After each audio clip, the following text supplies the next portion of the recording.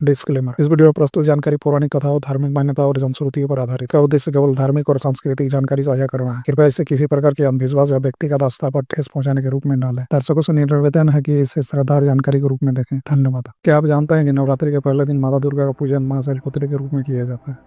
ये वही मां है जिन्हें हिमालय की पुत्री कहा जाता है, जिनकी भक्ति से हर भक्त को असीम शक्ति और सुख समृद्धि प्राप्त होती है। आज हम आपको ले चलेंगे रहस्यमय हिमालय की गोद में, जहाँ माता शैलपुत्री का शक्तिपीठ स्थित है। अगर आपको हमारी ये आध्यात्मिक यात्रा पसंद आई तो चैनल को लाइक और सब्सक्राइब जरूर करें, ताकि हमारी आने वाली रहस्यमय कहानियाँ आप सबसे पहले देख सकें।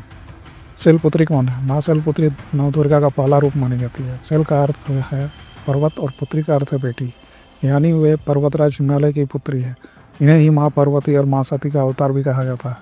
पौराणिक मान्यता है कि जब माँ सती ने अपने पिता दक्ष प्रजापति के यज्ञ में अपनी पति भगवान शिव का अपमान सहन न कर अग्नि में आत्मदाह कर लिया, तो अगले जन्म में वे हिमालय की पुत्री के रूप में उत्पन्न हुई। इस जन्म में वे पार्वती के नाम से जानी गई और भगवान शिव से पुनः विवाह किया। शक्तिपीठ का महत्व। शक्ति पुराण के अनुसार जब भगवान विष्णु ने सती के शरीर के खंड खंड कर दिए, तब उनके कई अंग पृथ्वी पर गिरे और वही शक्तिपीठ स्थापित हुए। ऐसा माना जाता है कि हिमालय क्षेत्र में जहाँ माता ने पुत्री रूप में अवतार लिया, वह स्थान शैलपुत्री शक्तिपीठ कहलाया। यह शक्तिपीठ हिमालय की दिव्य गुफाओं और बर्फ से ढकी चोटियों के बीच स्थित है। यहाँ अगर भक्त ने केवल माँ की कृपा प्राप्त करते हैं, बल्कि जीवन की हर बाधा से मुक्ति पाते हैं। रूप और स्वरूप। माँ शैलपुत्री का स्वरूप अत्यंत शांत और तेजस्वी है।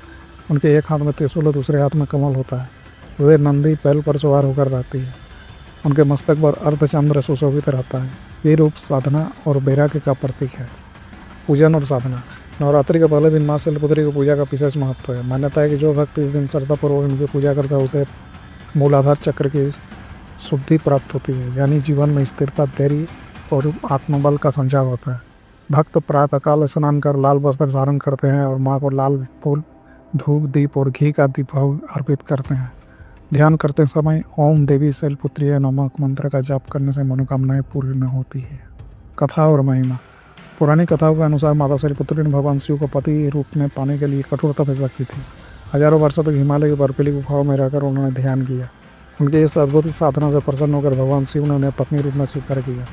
माना जाता है कि जो साधक जीवन में किसी लक्ष्य को पाना चाहता है, उसे शैलपुत्री की साधना करनी चाहिए। उनकी भक्ति से असंभव कार्य भी संभव हो जाते हैं। चमत्कार और अनुभव। कहा जाता है कि इस शक्तिपीठ में आने वाले भक्तों का अद्भुत शांति और शक्ति का अनुभव होता है।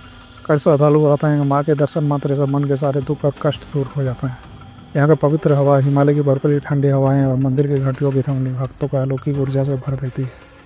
धार्मिक ग्रंथों में उल्लेख।